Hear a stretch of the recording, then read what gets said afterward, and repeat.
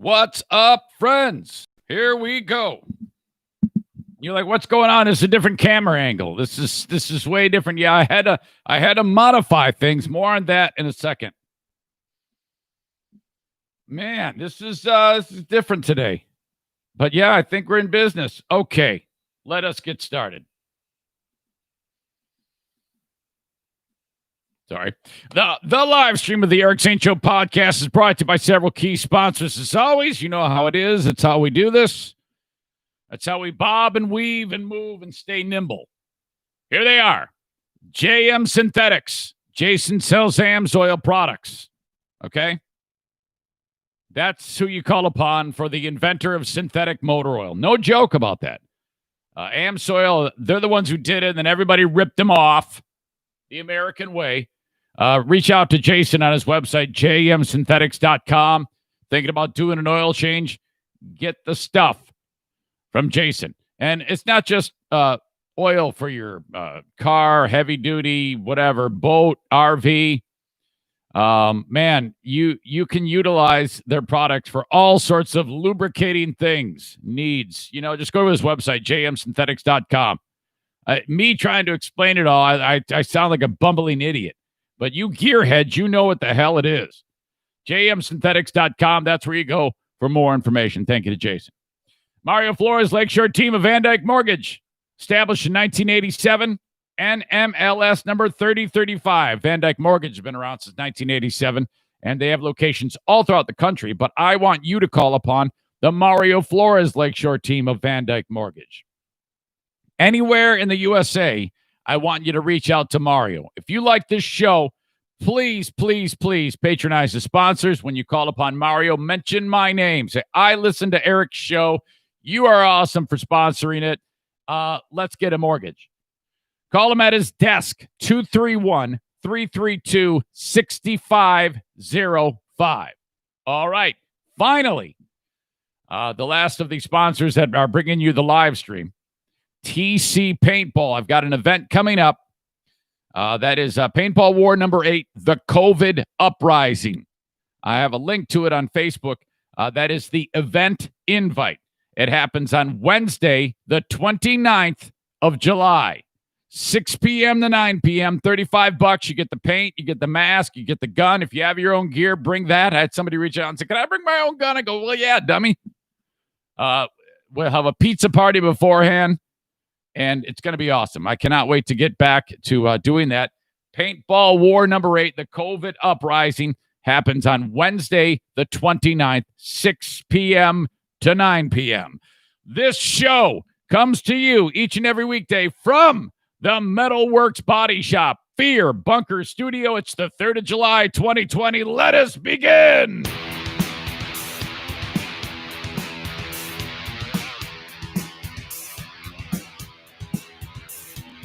And now, here's a guy who got tired of being fired by corporate radio. So he took up being fired by Patreon subscribers instead. It's the Eric Zane Show Podcast. Thank you, Johnny. Welcome into the Eric Zane Show Podcast. This is a daily rant-filled, expletive-filled, expletive-infused, that's what I wanted to say, get down each and every day of the week, covering news, nonsense, and my personal shenanigans. As I say this, I'm starting my Twitter Periscope video. It seems a little different today, Zane. What's going on? Yeah, I'm going with a different setup on the podcast today. Oh, jeez. And the reason being that what's going on is oh boy, now I'm really screwed up. Oh no, let me just delete this. Bear with me, folks. I shouldn't have done this. I'm on Facebook and I'm on YouTube via the Microsoft camera that I use from time to time. But I am not on Twitter. And so what's happened is when I was talking about this yesterday on the show, we had so many problems And we've had a lot of problems lately in getting the live feed to continue to work. That I just plugged into the hard line today, and I don't have the capability to get on Twitter right now. So for some people, that's now I might be able to bring it back for Monday's show, but I have to order a piece of equipment to be able to make this all go the way I want it to. But for now, this is going to have to work. I can tell you this will be a lot more reliable in the meantime. The sound might be a little bit screwy, but, I'll give you whatever I can. But nevertheless, we are live for Friday, the 3rd of July, with plenty of things to talk about on the show. All right. Now, I want to start by saying that no, putting a gun in someone's face because they made you mad is not a good idea. We'll talk about that a little bit later on the show. My goodness, that was something. Wow. Full of emotion and anger and froth. Holy crap. That I got that. I got so many people that sent emails about that exact thing. Holy crap. People were like, dude, check this out. That happened here in Michigan, too. And it's gone all around the world. Whew. Remember that girl who grabbed a drill to make it look like she was a social justice warrior in a photo op? Do you remember that? There was, I forget where the hell it happened. Some chick pulls up in like a Benz.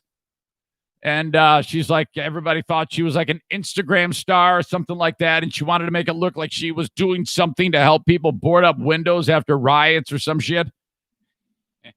And she goes, hey, yeah, can I borrow your drill? And she like, all right. And the guy like takes a picture and she's got her mask on. She goes, all right, thanks. Gives him his drill back, gets to the car, goes, Black Lives Matter. Smell you later. And then she made some comment about Instagram. Well, oh boy, it has not been good for her. You know, typically when these things start, when you get in the crosshairs of cancel culture, you know, it runs pretty hot for a little bit, depending on the severity of the social crime. But this one has continued, and I don't know who to believe in it. It sure as hell looked terrible and sounded terrible. We're going to talk about that because her life's pretty much over as of right now. Pete Rose is probably pissed after our baseball team here in the great state of Michigan, the Detroit Tigers, has a new partner to make your game experience more fun. We're going to talk about that. I'll explain. A tough-talking Florida sheriff, I think, is an idiot. This is kind of similar to a story that happened here in West Michigan that I had some pretty strong opinions about when sheriffs decide to bring in the local hoodlums to like patrol the streets.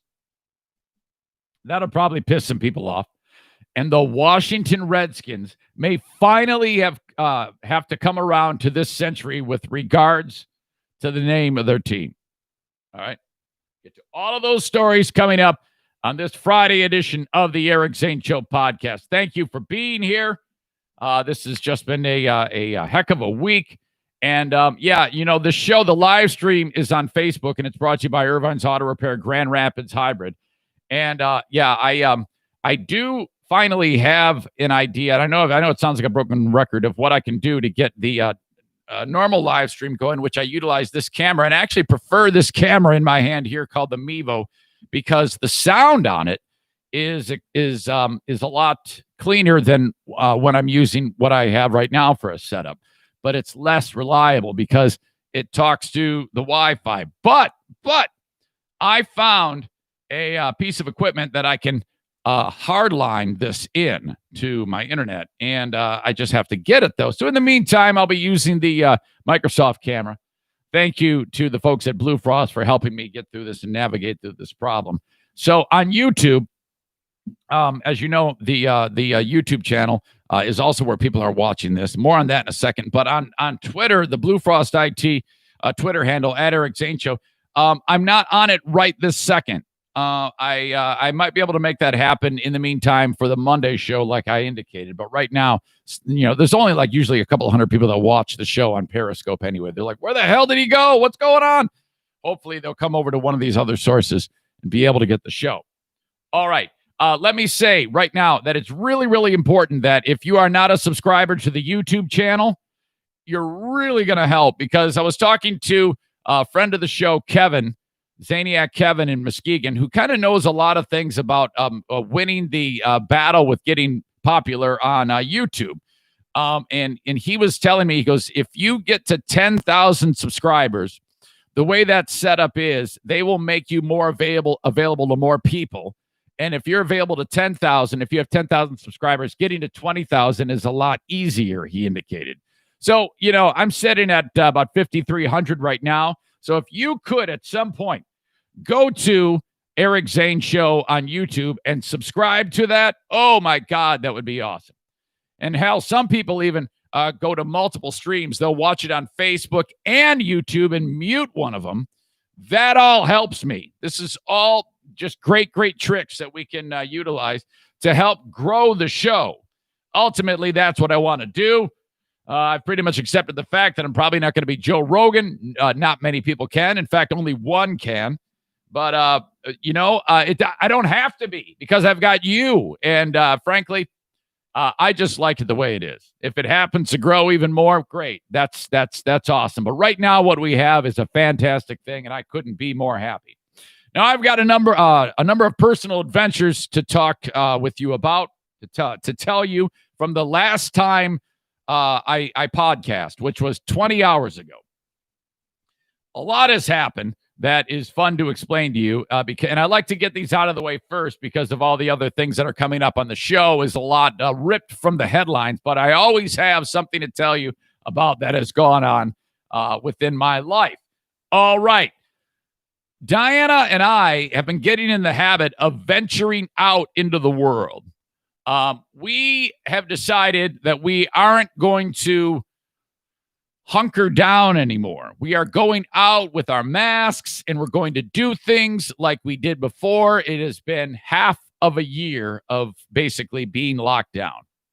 I guess it wasn't until March that we really started to take this seriously, but we've been thinking about it since it started to develop the pandemic over in China.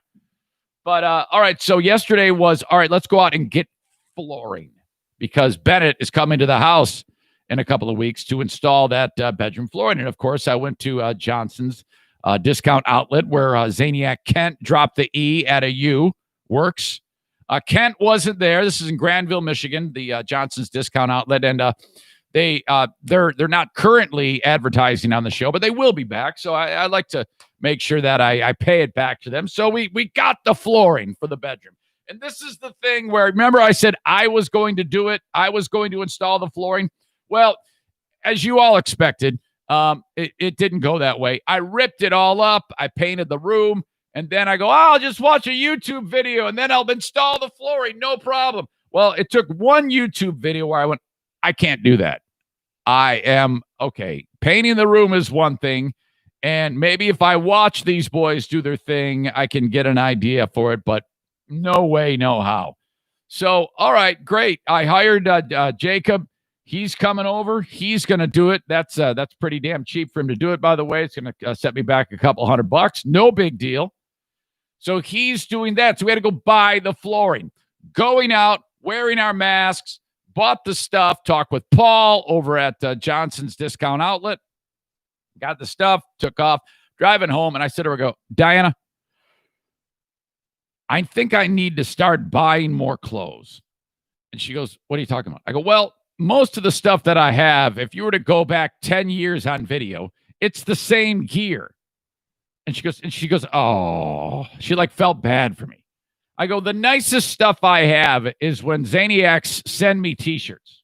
And they're great. I mean, hell, I'm wearing one right now. I got my Chunk t-shirt on that Kenny sent me. And I go, I really need to work on my wardrobe here. And when you work at home all the time, or you work in an industry where you really don't have to wear nice clothes, just show up in a t-shirt and jeans. And I go, maybe I should go and get some clothes. So we decided, let's go to the mall. All right, I haven't been to a mall in forever. Go in there, and where do 50-year-old men go? Kohl's. We go in there. It's like a war zone. It's downright creepy. Go in, realize that I'm at Kohl's. Not a damn thing in there appealed to me, so we left. And I go, let's go to the mall. Let's go walk around the mall. And all right, so as we're walking from Kohl's, you can't just go through Kohl's into the mall. You have to go through another entrance. We did that. And as we're walking into the mall, I can hear what sounds like something banging, like things are being dropped and crashing. And I realize it's somebody throwing something into the dumpster. And I look, and they've got GNC shirts on. And they're these heavy boxes, and they're throwing them into the dumpster. More on that in a second. We go into the mall. It's The Walking Dead. I didn't even know why you can go into the mall. The only thing that's open was the freaking guy who's doing the massages. He's burying the elbow in people's backs, which actually looked pretty cool. Actually, I was like, man, I should get a massage, man. But everything is shut down, man. And it's we're like the only people walking through, and I'm like, why are we even here? This is ridiculous. Let's get out of here. We walk past 5 closed stores, turn around, come back. This is bleak. Oh my God. Come out of the mall. I'm going to pause what happened next. Let me fast forward to Diana gets to the car before me. Way before me. There's a reason for that, and I'll explain why in a second. But when I finally got to the car, she's in there waiting for me. This is in the mall parking lot. And I got a double take. There was a gentleman who was in the parking spot in front of me, and he had a little girl, a baby in his arms. She's probably just a handful of months old. And I've seen this a million times. Whenever you have somebody who looks at you, they look away and then look back. They recognize you from Griffin's hockey drive games. They may have listened to you on the radio. They may listen to the podcast. So I know just by nonverbal of look at me, look away, look back, that he has recognized me. And he did. And I hear, Zane? And I go, hello. And he goes, I listen to the podcast. I'm on Patreon. Guys on Patreon. He's one of the handful of 200 plus people who are on Patreon. Thank you so much to this person. And I go, what's your name? And he says, I'm Josh. I go, hey, Josh, how are you? That's a beautiful daughter you have. She's just lovely. Just the cutest little kid. And he's taking care of the kid, you know, and he's really great. And it's a nice interaction. And, you know, I mean, it was cool. And then he ends up getting in the car. We end up getting in the car. Now, in my head, I'm thinking to myself, if I had followed through with what I was going to do, which was causing Diana to get to the vehicle before me and him seeing it, it would have been even more hilarious. But there's a reason why Diana was at the car before me, and I'll get to that in a second. But first of all, Josh writes this, and you can, as always, reach out to me, Eric at ericzaneshow.com. In fact, I like to check that email from time to time during this live streams to be able to interact with you. If there's anything you want to weigh in on that I'm talking about. Josh writes, it was nice meeting you, because he said it like later on in the evening yesterday. It was nice meeting you and the Queen of the Forest earlier in the parking lot of the Rivertown Crossings Mall. I was waiting for my wife to finish up in Kohl's, and when she came back, I mentioned our brief encounter. She was disappointed that she wasn't able to meet you. Well, that's very kind. She hears me laughing at the shenanigans all too often and found it hilarious that I was so excited to tell her who I just met. Very flattering. Thank you. Anyways, keep up the great work. Best of luck as you move forward with the kidney donation process. Oh, yeah, of course. 2 of my favorite moments on the show were the stories of how you and Meathead were called by the Holy Spirit. I loved it. No doubt him referring to my dad when my dad had he was not religious in any way, shape, or form. And he went to like this Pentecostal church. It is my stepsister's. And Jesus said, let's go. And he goes, okay, guy, here I come. Tears are streaming down his face. He goes running down. He does an altar call. Oh, my God. And then me with when the whole kidney thing happened. And that what's crazy about that is I talk about that like it's like, oh yeah, no big deal. Jesus talked to me. There are a lot of people in the world who do that, who talk like in that manner about, oh yeah, Jesus talked to me, no big deal. And whether you believe that or not is your own personal opinion. I choose to believe that because the way that hit me was so stark and concentrated in my brain and so assuring to me. So that's what he's referring to. I've always been a Christian / Catholic. By the way, some people say, hey, yeah, you're a Catholic. I'm a Christian. I'm like, yeah, I'm a Christian too. Okay. We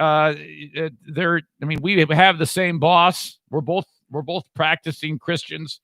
We practice Christianity. So, you don't need to think that because your denomination is whatever and mine is, I'm still a Christian. Okay. In fact, we're the first Christians. We're the New York Yankees. Kidding. All right. He says, I love that story, saying, P.S. My guess is that you still have not had your dang eyes checked because you're too busy mocking Kenny, wasting time trying to pick up a couch, or filming people at bridal showers. My wife, Stacy, is an optometrist at Hudsonville Vision Care. Oh, free plug for you there. And I convinced her to give you a free eye exam. If that's something you're actually interested in, I can relay the message. Have a good one, and God bless. Signed, Josh. All right, Josh, count on it. I want to go see your lovely better half, and she can check out my eyes, which just are a shit show now. Wow. I have these glasses, which are Diana's. They're like readers, and maybe that's all I need. But when I'm reading now, it's so bad. Everything is blurry. I can still make out the words, but it's really, really a bummer. I don't know if this can even be corrected. Probably not. I had LASIK years ago, and it worked great. I mean, I used to wear glasses. I used to always wear glasses, and then I got LASIK back around, oh God, 1999, 2000, somewhere in there, and it was life-changing. I haven't had to wear glasses since, but now that I'm getting older, I'll be 50 in 4 days. Yes. It's getting pretty bad. I don't know if LASIK can do it. I don't think you can get like a second LASIK. I don't think they can give you a tune-up. I don't know. Maybe you can. Anyway, I wrote back to Josh. I go, oh, man, that was great. Wait until you hear the story that I'm going to share with you and the audience about what I was doing just before I ran into you. You see, I haven't told you everything that happened. I've omitted one piece of the story. Something really, really funny happened, and I will talk about it on the podcast. I might just take you up on that offer about the eyes. Thank you, Josh and Mrs. Josh. Okay. As Diana and I were leaving the mall, I had been planting the seeds of a caper in her brain. And it goes back to when we were walking into the mall, and I saw that dude from GNC throwing heavy boxes into the trash. Boom! Boom! And I said to Diane, I go, I'll bet you they're throwing away product. She goes, okay. I go, we got a dumpster dive. You think I'm kidding? I need to bring her in here. We got to bring in the queen of the forest here to participate in this story.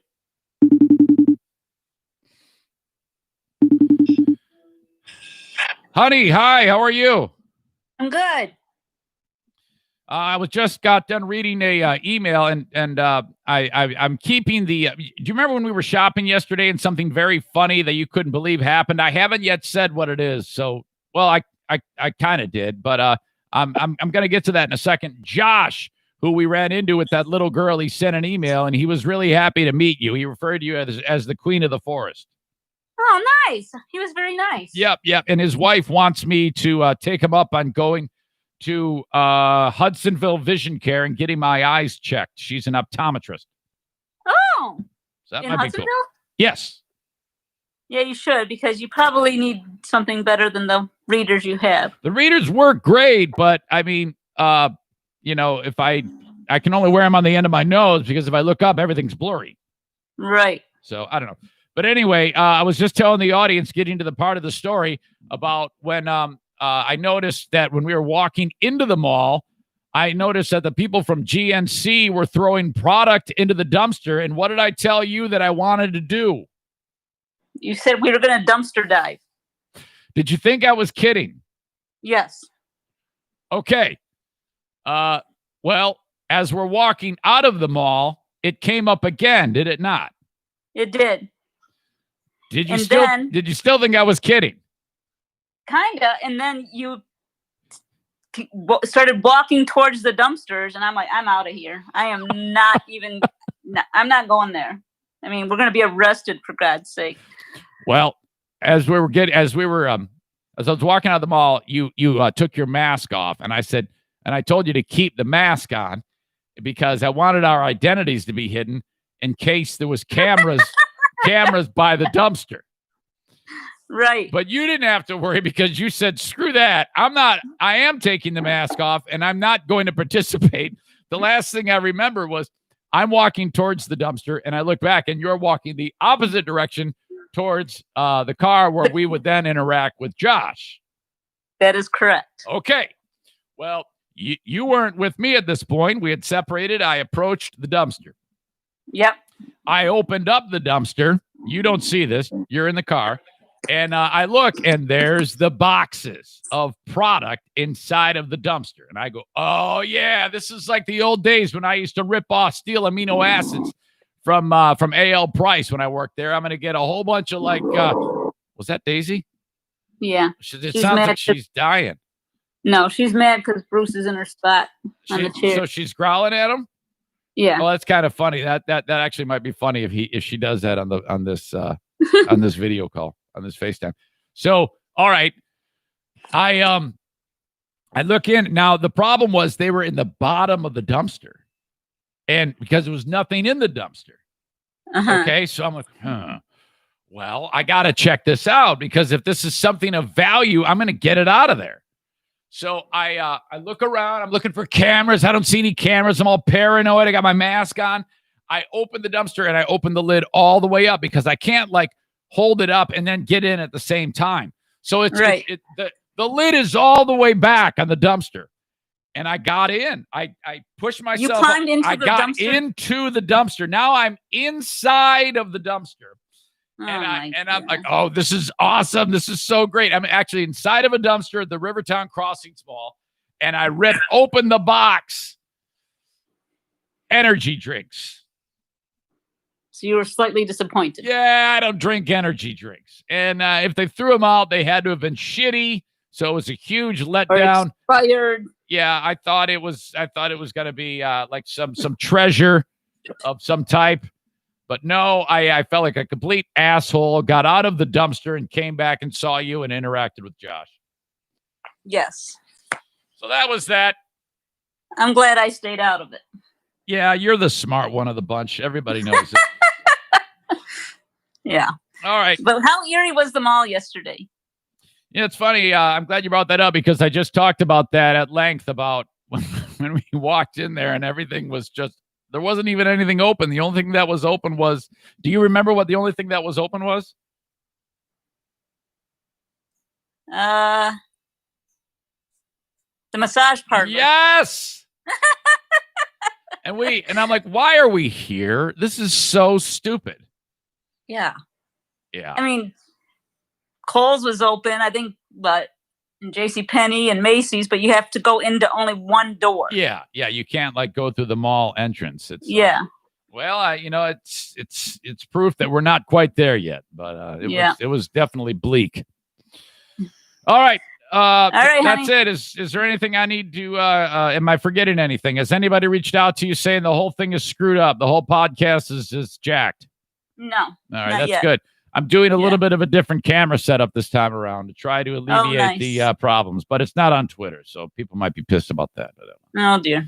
Whatever. Okay. All right. We'll see you. All right. I'll talk to you. All right. Bye. Bye-bye. There you go. The Queen of the Forest once again. Always good making an appearance. So that is that. Josh, you almost saw me walking up to the car with like a case of whatever on my shoulder.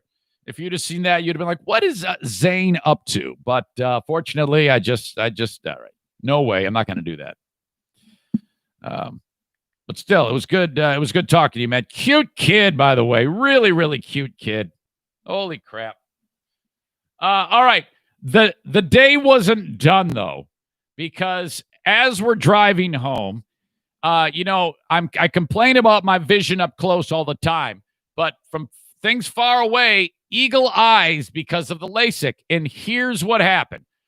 Near where I live, there's an intersection of just a couple of small streets. 44th and Wilson is where I was. I'm on Wilson, making a left onto 44th. As I turn, I see something in the road. And I'm like, what is that? And Diana heard me say, she goes, what? I go, I just saw something in the road and we just drove over it. And she goes, yeah. And I said, it's either a piece of plastic or a wallet. So I drive 50 feet, pull over and do a driveway, get out of the car. I'm walking towards the intersection. Another car goes over it. Actually, the wheels go over whatever it is there. And I see one of the flaps open up. I go, I'm pretty sure that's a wallet. I just found somebody's wallet. I bet you any money. I get closer. Yep. It's someone's wallet I found in the middle of the street. Holy crap. See, these things always happen to me all the time. I open it up. There's a bank card in there and a school identification for the local high school and a driver's license, a under 18-year-old's driver's license. Some kid has dropped his wallet. And all right, there we go. Well, let's find out who this is. I see the name. I see the address. We put the address into the GPS. It's 1 mile away. We drive in. There's a residence. Knock on the door. Mom answers the door. And I go, yes, is so-and-so here? I have his wallet. And she does one of these. Oh, my God. Oh, he's out riding his bike. I'll give it to him. And, I gave her the wallet. She kind of thanked me. She looked nice. I think this mom used to be really hot at one point in time. And I think I might have had a chance with her if I was interested, because she was kind of giving me hard eyes. I talk about that all the time. The ladies give me hard eyes. I don't know if it's my stark good looks, if it's my small frame that makes me appear vulnerable and they want to mount.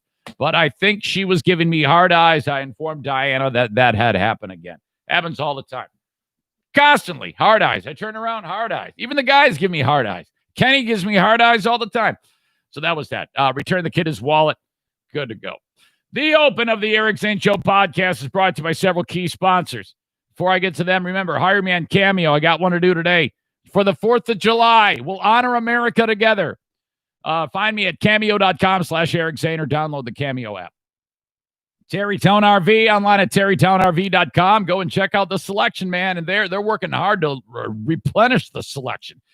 They've been selling a shit ton of campers, travel trailers, fifth wheels, motorhomes. Really, seriously, they've been working very, very hard. If you want to see what they got going on, go to their location on Division between 68th and 76th Street, terrytownrv.com. Or call them at 616-236-2754. Stand by. If, by chance, you happen to crack up your RV, whether you've bought it from Terrytown or you just have an RV, there is only one place in the entire West Michigan area to take it, and that is Metalworks Body Shop in Coopersville, Michigan. All right. Ryan and Fran are the big swinging dicks over at Metalworks Body Shop, and they want to fix your cracked up RV. Okay, they've got the biggest paint booth, spray booth in the entire state of Michigan, and boy, is their work fantastic. You don't believe me? Go to their Facebook page, which I linked up at ericzaneshow.com. When you click on the Metalworks Body Shop logo, looks just like that over my shoulder. Click on that. It'll take you right to their Facebook page. They also have an excellent website, but they like me to link up the Facebook page. The website is at metalworksbodyshop.com. These guys are shit kickers. They're badasses. I love them. And I ran into them. This one started, this relationship. I just happened to have a chance encounter with Ryan, who owns the place and runs it, over at the Camper Travel Trailer and RV show at DeVos Place before we got quarantined. And he's like, "Hey man, I want to advertise in the podcast. We're kind of in cahoots with the folks at Terrytown RV, and they say you're great." I go, "All right, man, let's do it." Months later, here we are. Thank you, Metalworks Body Shop. Zaniac Will owns Green Clean Technologies. This is my last sponsor for right now. Their number is 989-560-7272. If your business has a data center, whatever it may be, whether it's a hospital, whether it's a bank, whether it's, I don't care what it is. If you got a data center, don't be an idiot. Clean that place up by a professional.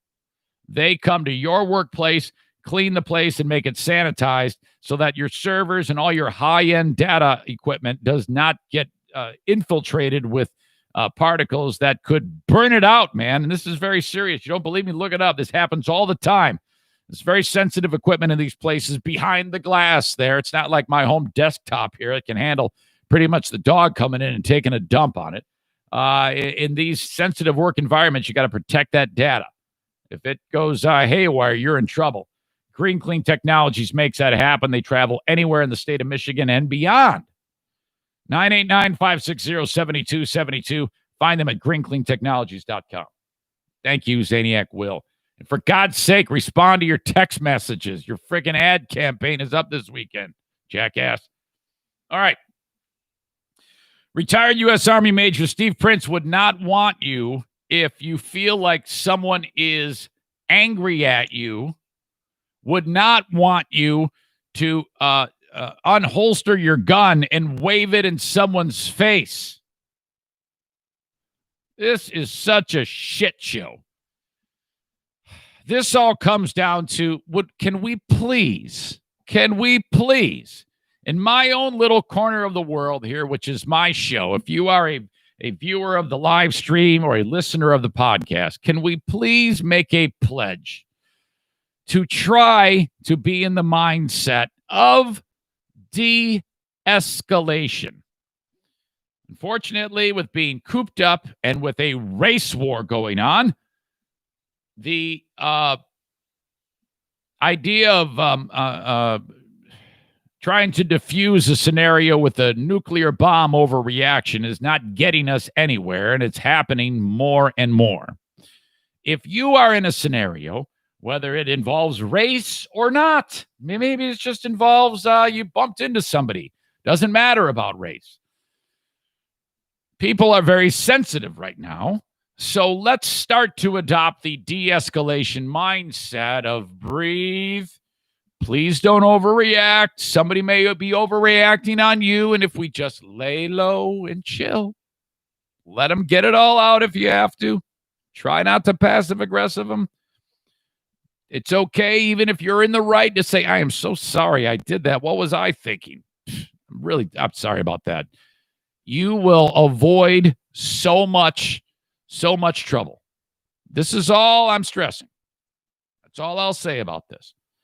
That was not on display in Orion Township, Michigan. I think that's where this is, somewhere in Oakland County, which is kind of like my old stomping grounds. Oh, man. What you got here is you got a white couple. And by the way, the woman, she's in her 30s. She's like 37, and the husband is 42. I thought that was her dad. That guy really needs to hit the gym. It looks way too old. So the white folks are in an argument with the black folks. From what I understand, the white chick bumped into the black girl, who is the daughter of black mom.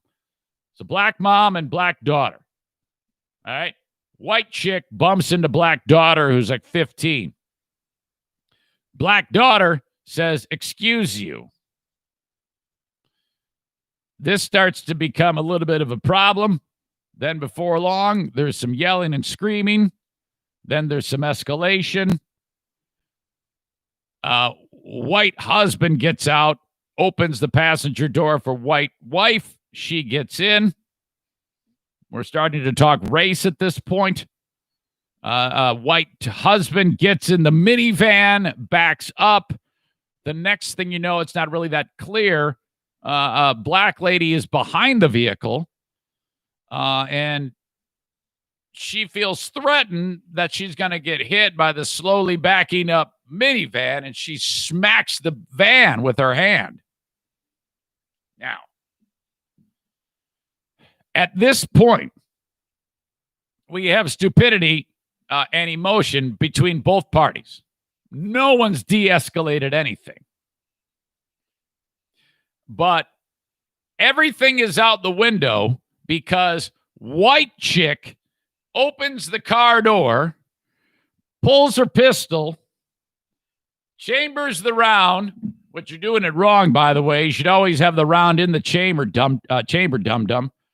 But she chambers the round and points it right at Black Lady's face and doesn't have the hand on the trigger. She's putting it across the frame, and she's got the gun in the lady's face. And it's like, oh, my God, you fucking asshole.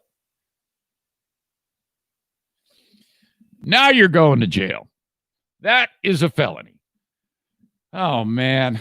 Yeah, probably not a good idea to go about it that way. Some lady pounding on your car is not a threat on your life. The only time that pistol should ever come out is when you really think you are about to die.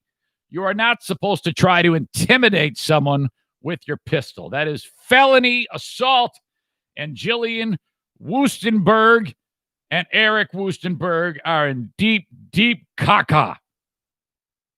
God. I cannot believe this. This is so stupid. Everything that happened prior to the pistol doesn't matter. That does not matter. Not a bit of it. All you need to know is that her pulling the pistol on her is the problem.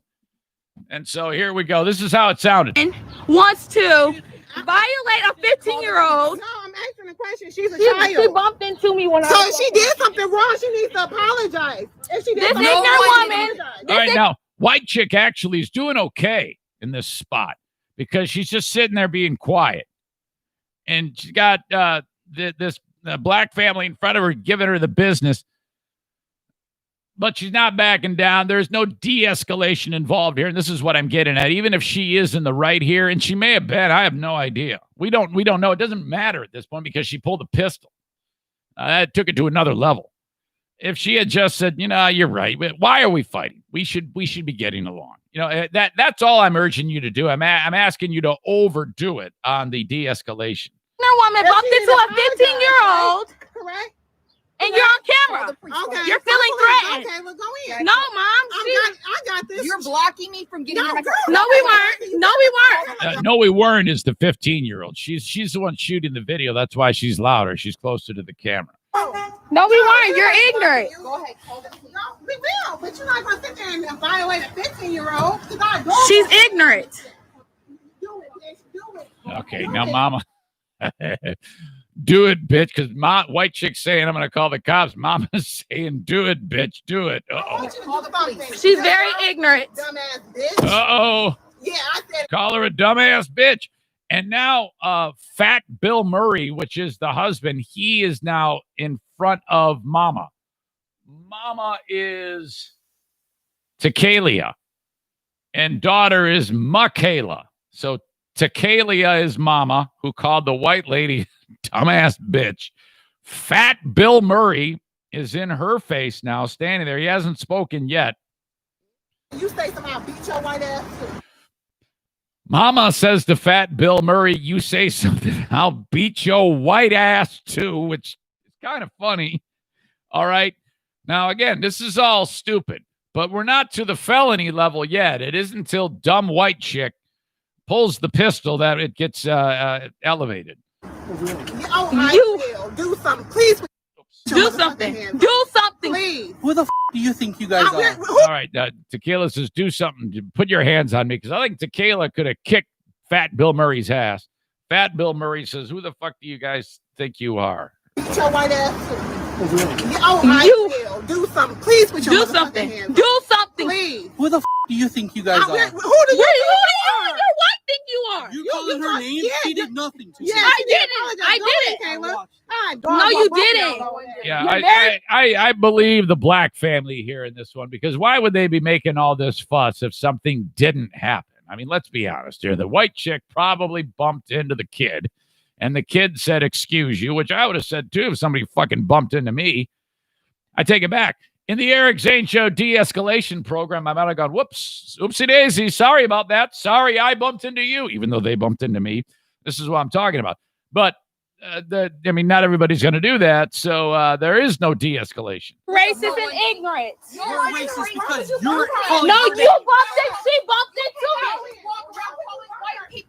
Why would you bump into You her? cannot just walk All around. right, white chick is saying now you can't go around calling white people racist, which is true. You probably can. I don't know if there's been anything race. There's been nothing of race really in this exchange, frankly. Calling white Why people would you bump racist. her? This is not that Why type would of you world. bump her? White people Why are would you racist. bump her? No one's Why racist. would you bump her? I Why care did you about say you. sorry? I care Why about did you say you. sorry? And I'm so sorry if you This mama looks like she could kick a lot of ass. You know, I would definitely be concerned with my health if I was yelling at this mother here. Why did you say sorry? was made If you someone bumped make into you her, feel why like did you that. say sorry? No one is racist. If you didn't do I'm anything, why sorry did if you do you that? had All right, so this is where it's really getting crazy. We're talking at the same time, but no, all right, we haven't gotten to the gun pulling yet. like that. Ignorant. Ignorant. All right, now, Fat Bill Murray's going to back up, and Mama's behind the vehicle. Oh no! Very. My watch. Okay, Get the away from me. You gonna get on her face. all right. White hillbilly bitch has the gun out. Get on my way right now. Get away. Get the away. Get away. Get the away. Are you gonna hit? You gonna shoot me? Oh, you hear that? She just chambered it. Wait. Oh, Get away. Call the cops right now. Call them. Oh, Call the cops. Get the away. Call the cops. Get away. She got the gun on me. Oh, this is such a mistake. What a blunder. Steve Prince is like, holy shit, he is probably disgusted and mortified at the lady pulling the pistol and pointing it at them. I mean, where do you go from there? My God, unless your life is threatened, you cannot pull that thing, you stupid idiot. See, this is the problem with pistol owners who have because these two, Fat Bill Murray and Hillbilly White Bitch, both have pistol licenses, but they're crazy. This is the problem. When you get crazy people with pistol licenses, this is how it goes. Call them. I'm telling. Get the Call the cops. Get the license They are plate. so lucky this didn't go even worse, man. Seriously. Get the license plate now. Because you were never about to hit me with the damn Don't car. you- About No. to hit me with the car? Oh, both of y'all put guns on me. Yeah. Okay? Call Richard back up to the police. Call Richard back up here now. I got it. Don't you jump behind my no, car. no, I ain't She's saying, don't you jump behind my car. What the fuck are you talking about? jumping on your car. What you doing? Mom, stop moving. It's just ridiculous now. Everybody's screaming like.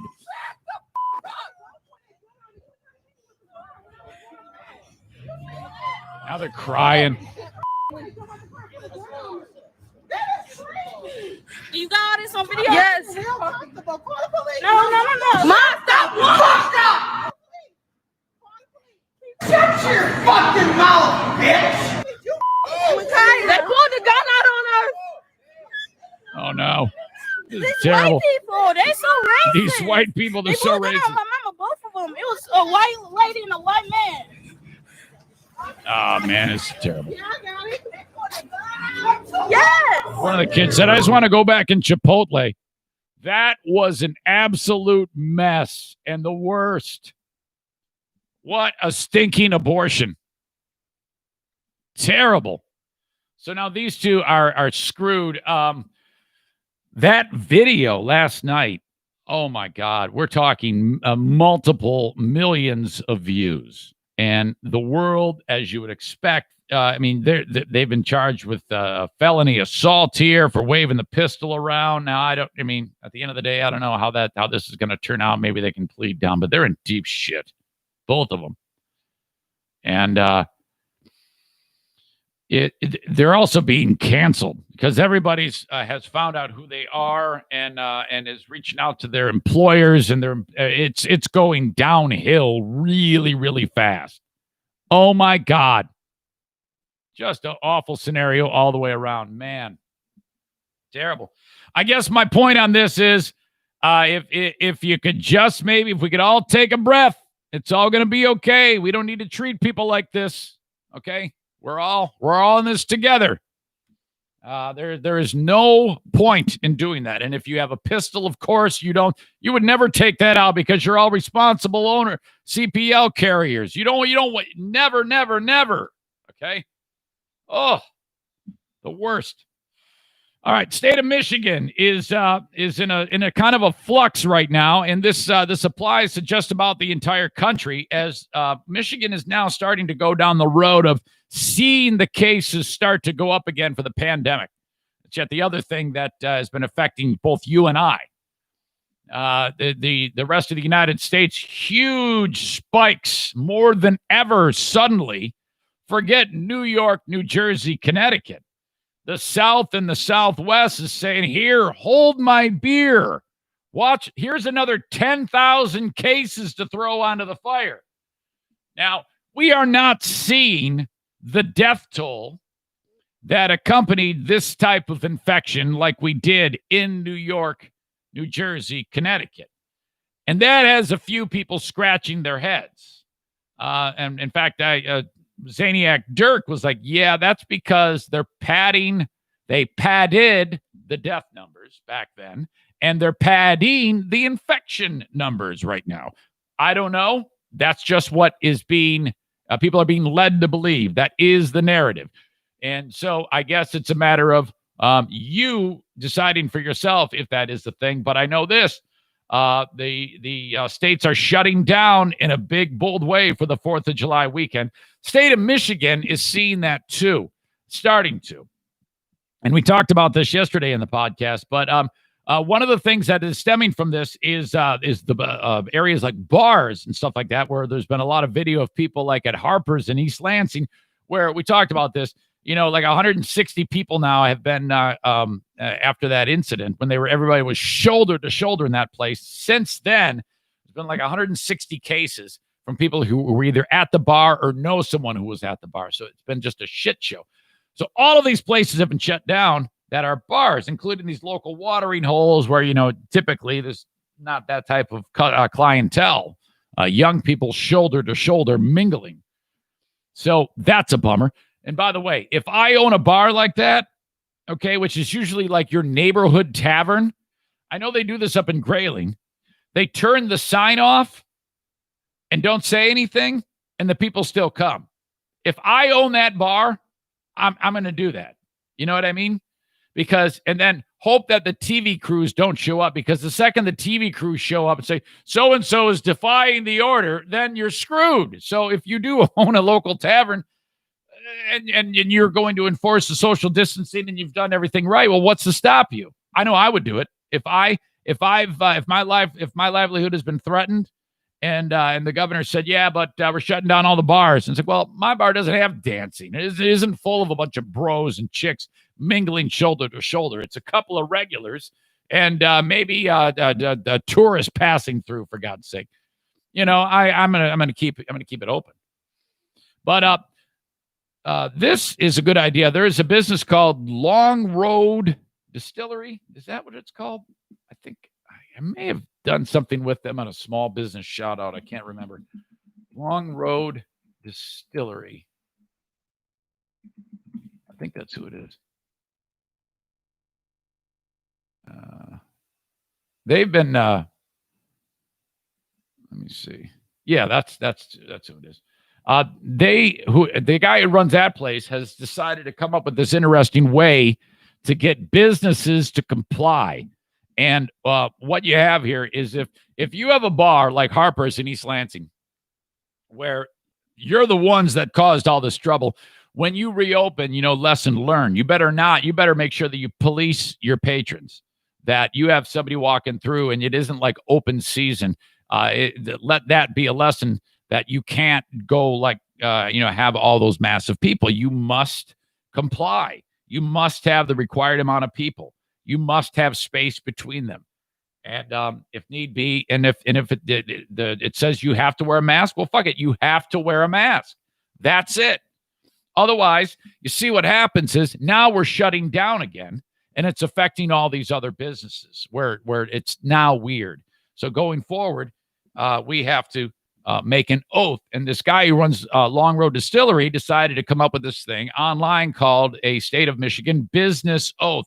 West Michigan bar owners are unveiling a database that shows who took an oath to protect their staff and customers as coronavirus continues to spread in our state.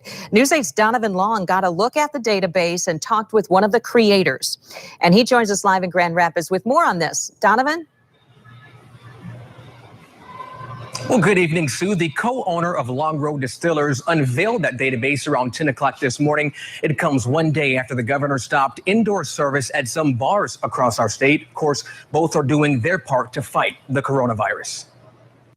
In a kit, it'll come with the spirit. The restaurant industry is changing, and so does the way Long Road Distillers does business. We're asking for grace. Kyle Van Streen owns Long Road Distillers.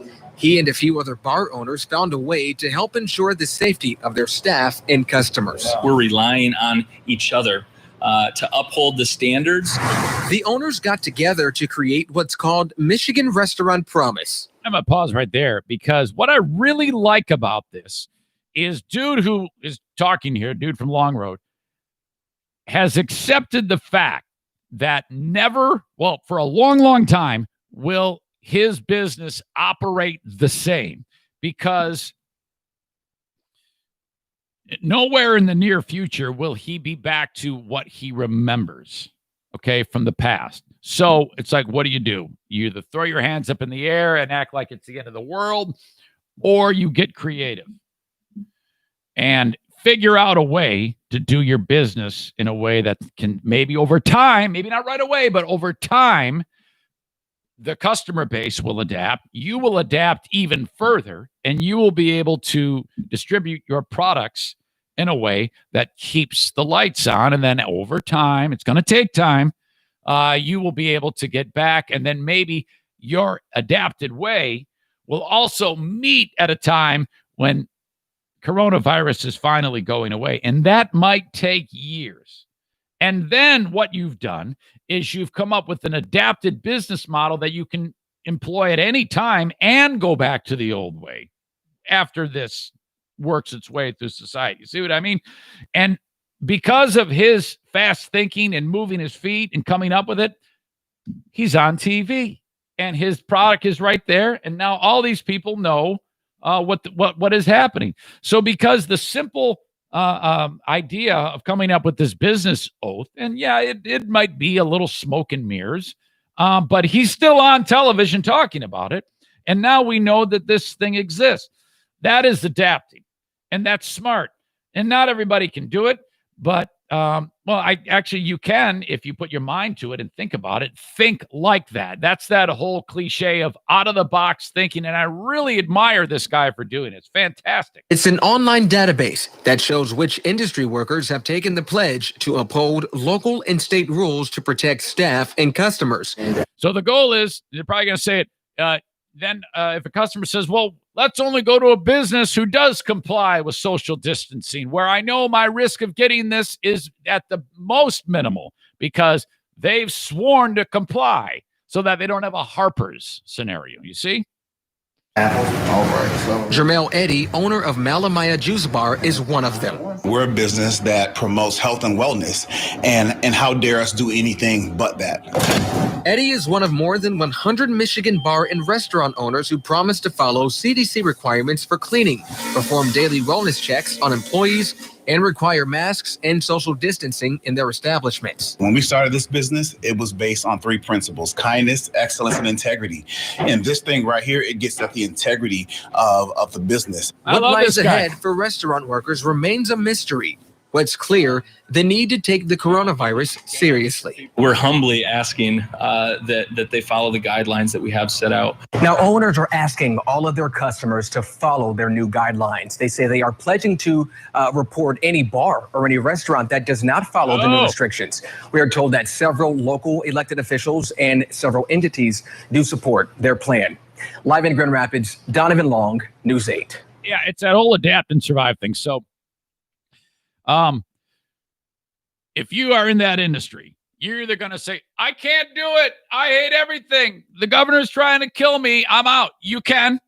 And that will dwindle the number of businesses that operate this way. Because if you do go the old way and think, I can either tap into the creativity that got me in to become a restaurant or whatever business in the first place, or I can just say, I'm out. You're going to do one of two things. Either adapt and continue on and grow. That will take time. Not going to be easy. Or quit. One or the other. Because that's what's being set out for you. And that's nobody's fault. And if you decide to quit, that's no big deal either. But these guys are great, I think, for going down this road. And in fact, I went to Licari's earlier this week. That's a terrific Sicilian restaurant in Hudsonville, Michigan. Who I wanted to visit with Gianni and see if he wanted to get on the podcast. But this is how they do it. You walk in, you sit down, and there's no menu. Well, how do you now? A lot of restaurants probably do this, but I didn't. This is an example of what they've done. And I don't know if it's their idea or they got it from someone. If you want the menu, they've got a QR code on the table. So you open your camera on your phone and then your phone reads it. And then voila, it goes to the menu. And you don't have to pick up the menu. It might not seem like much, but if all these people touch these things, that's, one thing they do to try to keep that minimal, that risk. So that was awesome. By the way, I didn't know what the hell to do. I had to say to the lady who sat us, I go, so what do? I just hold the phone over. She goes, no, you got to open your camera. I go, well, how does it work? And she's like, oh, God, you're so old. Jesus. Yeah, you do this and just hold it over it. It'll know. It's got a brain. Oh, God. So, all right. I like that. It's a good story. All right. More coming up, including the new business partner for the Detroit Tigers, and they're the first to do this, has to have baseball legend Pete Rose going, what the fuck? Oh, my God. That comes up in just a bit. Good news. Horizon Hydroponics is back. Oh, shit. I got to go get their sign. Hang on. I took it down for a week. Hang on.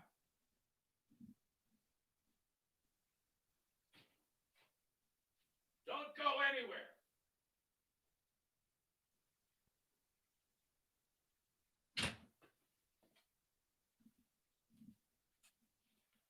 This is what's up.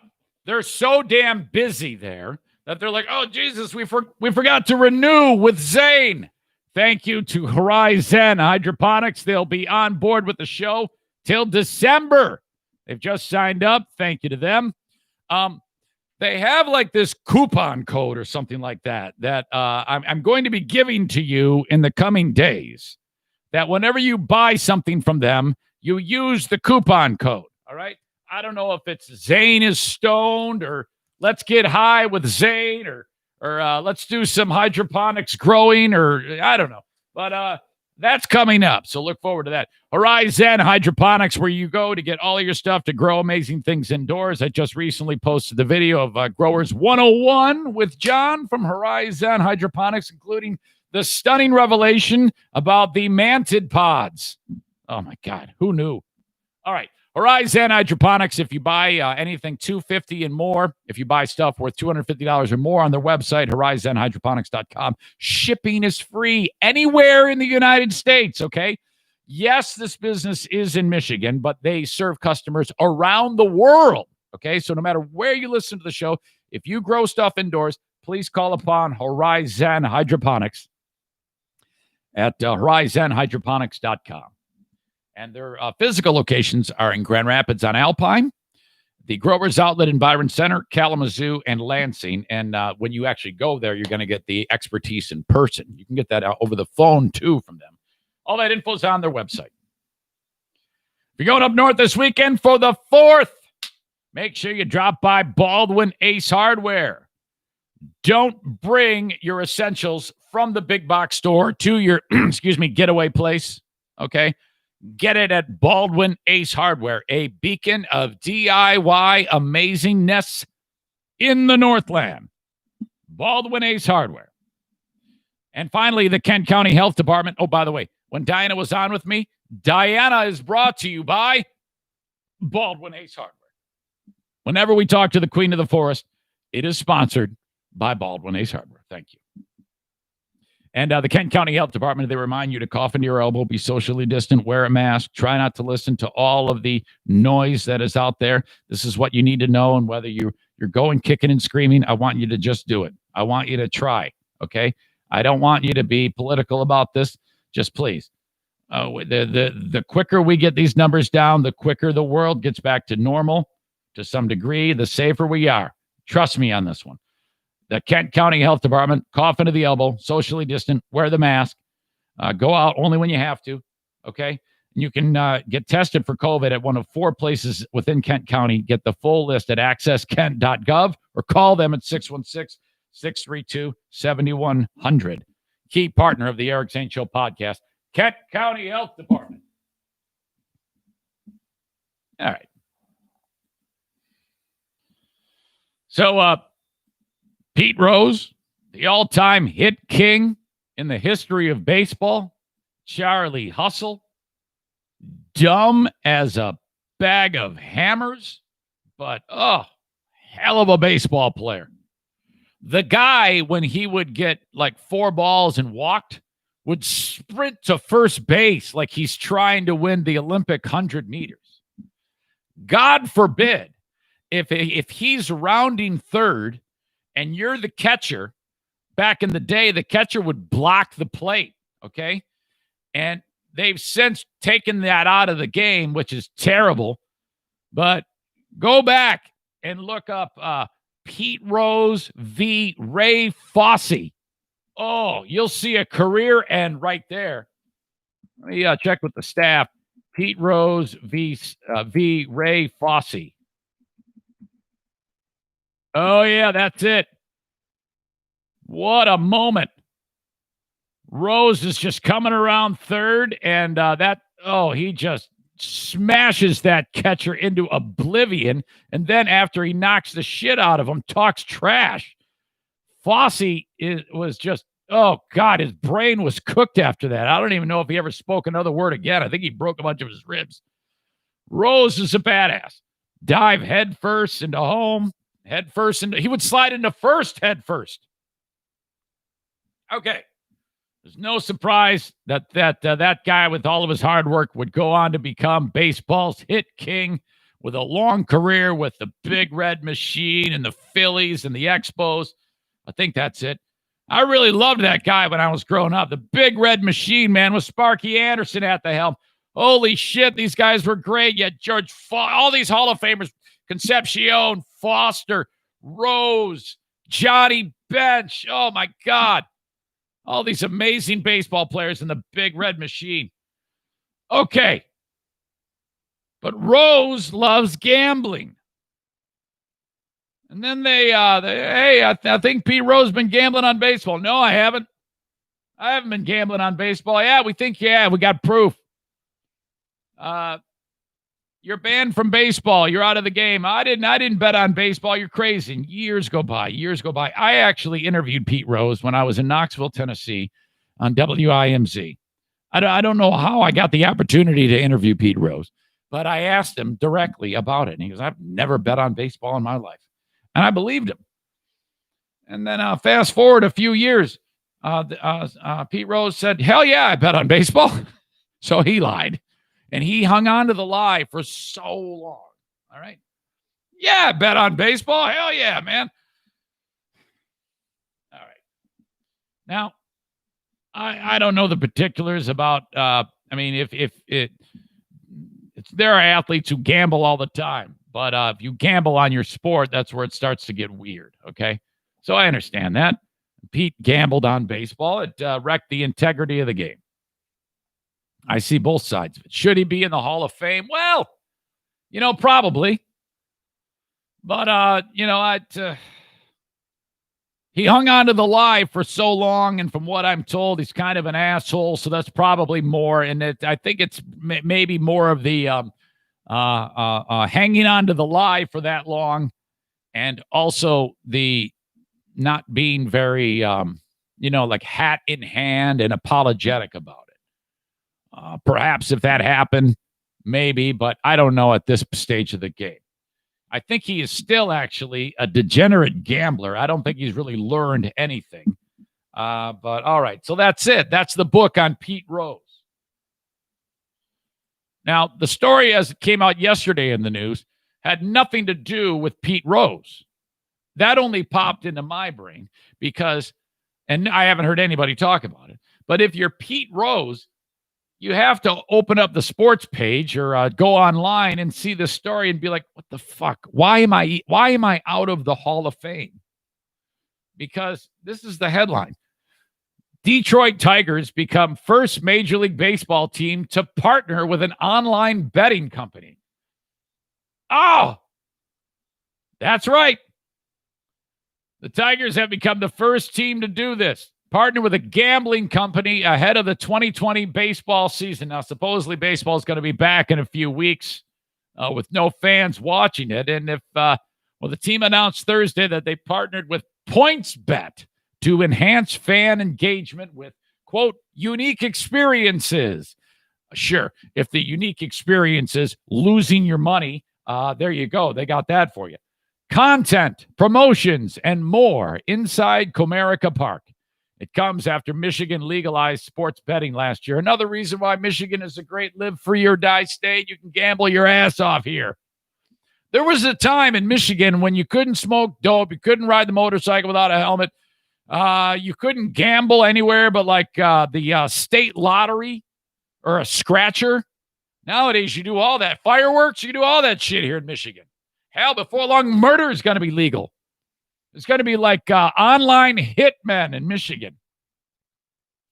The Tigers are like, we are thrilled to welcome PointsBet as a gaming partner of the Tigers. Oh, our incredible fans will love the unique experiences and innovative offerings that PointsBet's personalized platform provides. Online betting, any type of sports betting scares me. Even horse racing, all that shit. I have such an addictive personality. Casinos scare the shit out of me because I've got this screwed up thing in my brain that whenever I try something and I like it, look out. I am all in. It could be the most mundane thing in the world. And if I like it, it's going to happen. That's why when I go up north, all I do is pick up sticks.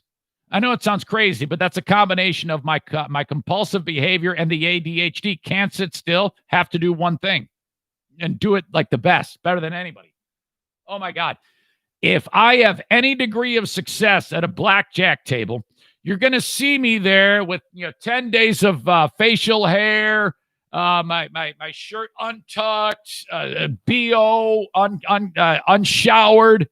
They're throwing all my money at this card shark as I sit there like a degenerate because I had a pleasant dopamine experience. Oh my God. There's no way in hell I would do this. I have never, ever, I think I gambled on a horse race once. And I don't even remember how to do it. I have been into a casino and I've played some slot machines. I played some blackjack once or twice, and I felt like I was fucking it up for everybody else at the table because I'm like hitting when I shouldn't hit and stealing somebody's card, and then all these degenerates who know the game are looking at me like I'm some kind of asshole. So I'm like, I'm getting the fuck out of here. I'm intimidated. I'm gonna go play some video poker or something where I can't do any damage. I hate it. Thank God, because if I like it, I'm gonna do it. Sorry, I keep touching my nose. I look like a cokehead right now. I know I sound like one. So, yeah, you can gamble your ass off now with the Detroit Tigers. And I'm not sure if this is an in-stadium only thing where they have like kiosks set up there. And I'm assuming that's what it is. So you would have to go into the facility, place your bet at a kiosk, and then you've got to bet on the game. Now, I mean, seriously, this is crazy to think that in a game where, Pete Rose, holy shit, he's like, what the fuck, man? Let me into the Hall of Fame. This is ridiculous. So there you go. That is the first team to do that. PointsBet has only been around since 2019, these people, but they've obviously had a big impact because this major entity, the Ilitch family, has said, yeah, you're our guy. PointsBet will have branding throughout Comerica Park and be featured on the Detroit Tigers radio network. The company was originally founded in Australia, but made its U.S. debut in January of 19 and features an app for online betting. Wow. There you go. Okay. The lady who was seen on the video, young girl, getting out of her Mercedes, walking up to the guy who's putting up the plywood on the windows and saying, hey, can I get a picture? This is the way we all saw this viral video. We saw this as hot, young Instagram influencer who wanted to make it look like she was volunteering to make her city safe. She goes up to a guy who's got his cordless drill and he's putting up the plywood on the broken window and cleaning up. And she's like, okay, hey, let me get out of the car. Let me hold the drill. Ask this guy if we can hold the drill. And you take a picture to some dude who's standing with her. And we'll post it like I'm doing my thing helping. And so they take the picture. And while this is all happening, someone's shooting video of it all. And then she's like, all right, thanks. Smell you later. And then she says something about Instagram. I don't know if it was her saying that actually or someone else who was there. And then you hear someone say, Black Lives Matter, Instagram, or something like that. And it's not clear who said that. But she gets in the car in this nice Mercedes-Benz as a passenger and takes off. So what the fuck was that? What just happened here? Okay, there's more on this story because it might not be exactly what it seems, but I don't know if I believe this chick. Fiona Moriarty McLaughlin. This article says her life has turned upside down when a 17-second video in which she appeared to interrupt a man boarding up a California store to pose with his power drill went viral. But she says she feels like a victim of cancel culture who stepped unwittingly into an online cesspool of sanctimony, false narratives, and clickbait without getting to tell her side of the story. The video has been played more than 29 million times. Was condemned by celebrities, including the singer Pink, who called her a horrible person. Filmmaker Ava DuVernay captioned the video, quote, you know what? I think I'm going to put Twitter away for a few minutes before I throw this phone across the room. She's a 21-year-old recent college graduate who was supposed to work for the Washington Examiner as a summer intern. But the video went viral, and the Washington Examiner canceled the internship. All right. An organization called the College Fix, which helped arrange the internship, explained the Moriarty McLaughlin summer gig was canceled for her own safety. I don't know if I believe that. You're probably canceling it because you look like shit if you bring this chick on board. But I don't know. Honestly, no one really knows the name off the top of their head. They probably would have been fine if they would have let her in and just, I don't know. Cancel culture these days. Yes, she was a viral video, but that stuff's fleeting. People forget about that shit. Like, for example, the guy who dumped the Amazon van. I talked about it yesterday and the day before yesterday. I've forgotten the name, I think. I think I know it, but I'm not sure. I'm not even going to say it. My point is, you might think it might have, if they do Google the name, it might come back. It probably would come back. And a lot of people do that when it comes to getting a job. So who knows? All right. Internship gets canceled. Her first day was Monday, June 1. Given what happened on that day, I grew concerned that she could become an unwelcome distraction to the editors, so I canceled the internship. It was my decision. Moriarty McLaughlin pointed out a variety of media gaffes, such as her father being identified as a boyfriend. That was her dad, and claims that she posted the video on social media. That's what everybody thought. The optics were made worse when she quickly scurried off after the photo, but Moriarty McLaughlin said she felt threatened and quickly left because she saw she was being filmed. Interesting. She told her side of the story to Fox News, talked about cancel culture, and said that the social media mob is out of control. That's true. It is. We've talked about this on the show. She says, after 2 nights of protests and looting in L.A. that turned Santa Monica, the city I call home, into what resembled a war zone, I felt the need to do something. I wasn't sure exactly what, but I thought I might visit the destruction and document what I saw. I had already begun to take short videos of the chaos. I'm a young journalist, and this reaction came naturally to me. On June 1, I headed to downtown Santa Monica to record the videos. These are the real heroes today. Thank you, guys, I said aloud as I filmed. I was struck by the sight of businesses boarded up. I asked my dad to pull over so I could speak to a construction worker putting up plywood. As we discussed the cleanup, he handed me the drill in a joking and friendly manner. I went with it, and in the spur of the moment, a photo was snapped. There was no malicious intent, no big master plan. The accusation it was some sort of so-called influencer photo op or attempt to appear like I was cleaning up is completely false. The video was posted later that day, and then the mob struck. Wow. That does put it into a different light. And you can see she didn't post it to anything. She didn't put it up anywhere. So the picture that you see of what is her father, everybody thought was her boyfriend, you've never seen that picture from that perspective because it wasn't posted. The only thing that we've seen is people videoing her thinking she was up to no good, but she wasn't. So this has just been crazy. It's another example of, listen to this. The video concluded by zooming in on a car's license plate, an open invitation to the doxing that soon descended upon us. The social media mob posted my home address, phone number, and more. Within hours, my social media accounts were bombarded with threats. This bitch is going down. Let's go loot her house and kill her while we're at it. Oh, fuck. We know where you live. We're coming to get you. You'll be dead by morning. You're a waste of oxygen. Kill yourself, bitch. Eat shit and die. Oh, no. It's been 4 weeks since the incident. The harassment has not stopped. I'm still receiving threats by text, phone, and direct message. I fall into this. I am complicit in all of this. I, on this show, saw what I saw from the video perspective of the people shooting that video, and I murdered her.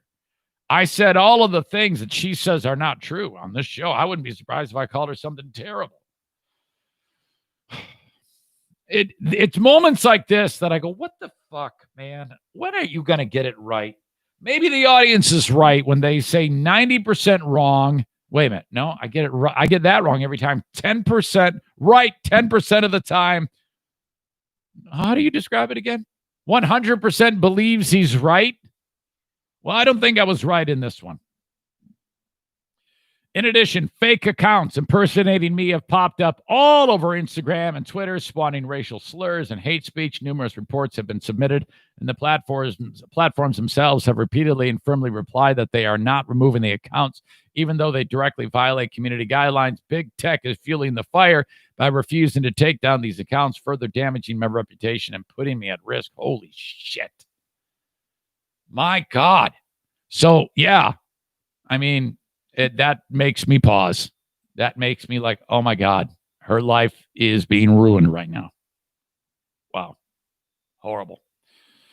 Sorry. Try to do better.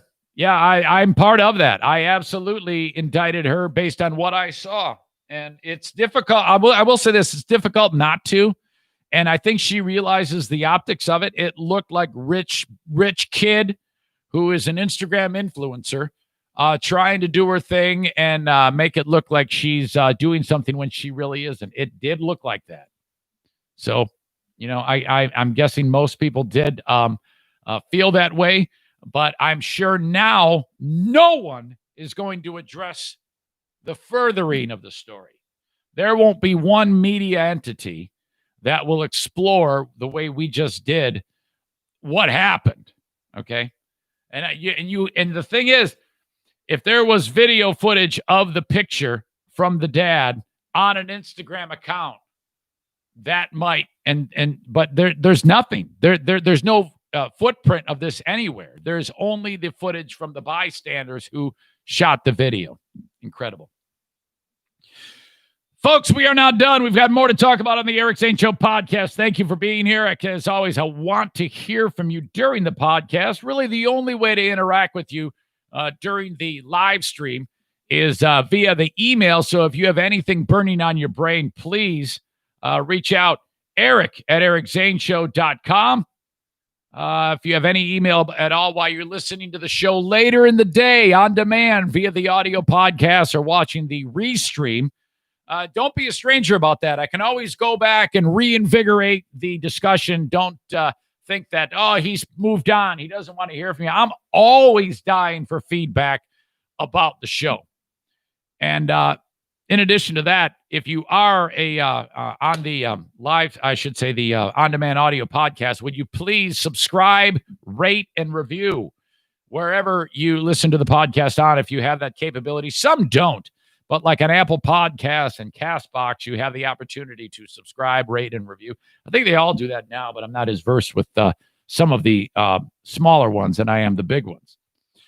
If you are subscribed on YouTube, please give me the thumbs up. That helps the algorithm. If you are watching on YouTube, the thumbs up helps.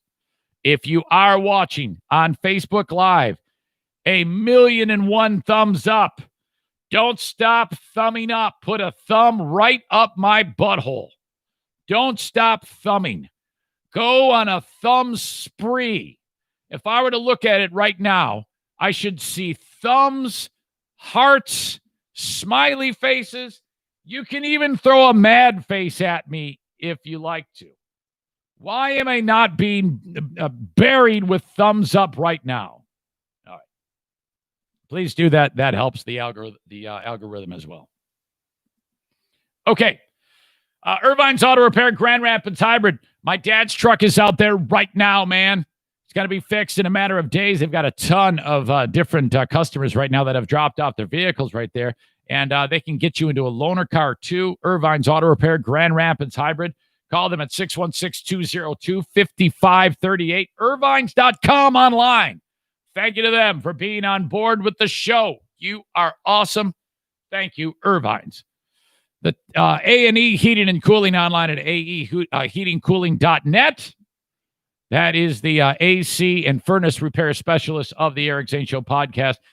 Joe Martinez, the main man behind Forbidden Spanish, brings you all of this, and he utilizes the Comfort Maker air conditioners and furnaces. Comfort with confidence with the Comfort Maker.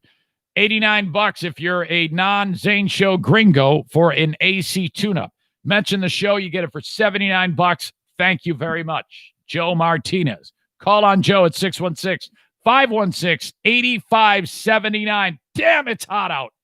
Wow, we got a cooker for most of the United States. Meanwhile, the last sponsor of the day, Blue Frost IT. Online at bluefrostit.com, your boots on the ground managed IT service provider for the entire area and beyond. They can work remotely. You don't even need to see these people. They can do all the checkups that they need remotely to help you out. Blue Frost IT, 616-200-8550. And online at bluefrostit.com. They bring the Twitter feed online at Blue Frost IT. I'm sorry, at Eric Zane Show is my Twitter handle, brought to you by Blue Frost IT. All right. I'm going to save the tough talking sheriff for the Patreon. Give me something to focus on there for that. Patreon comes out shortly after the freebie gets done. I have to go back and look at some of these comments on Facebook. Got a number of people weighing in. Thank you very much. Okay. The Washington Redskins, for years, I have talked about how this team needs to change their name, even before all of this wokeness took place. Just think about it, man. The frickin' Redskins, that term is incredibly derogatory. That'd be like calling a team the Yellow Skins or the Black Skins. I have, oh my God, we go way back decades. Even when I was a little kid, I had enough sense to know that you can't name a team the Redskins, and then have on the side of the helmet this stereotypical, a red-faced Native American man. And, just terrible, so bad. I have never understood that. Why have they dug their heels in for so long on this? And I think I know the answer. Money. It's a brand. And people spend money on the gear. They spend money on the tickets. And they're like, hell, if we don't have to change it, if we're making money hand over fist, screw it. We're going to keep it that way. That is my opinion as to why this hasn't changed. But let's just be honest here. This is horrible. And frankly, I've given up on it. I've thought there is no way in hell that this is ever going to change now. If we've gone this far down the road and that name has never been changed, why the hell would it happen? So, we have all this shit that's happened racially in the country. So I'm thinking, maybe it's going to happen. No, it's not going to happen. There's only one way that this can happen. If they don't give a shit about it leading up to this, there's only one way that you can make this change. And that is people stop going to the games and or the pocketbook is hurt. The guy who owns the team is a dude by the name of Dan Snyder. He's owned them since, like 1999, something like that. And, whatever. Team hasn't done shit for years. And they're probably not going to be any good this year if we do play football. All right. But we're in the era right now of wokeness. And overnight, the story broke that all of the big hitters, money-wise, are jumping ship on the fucking team. And I think this is going to happen now.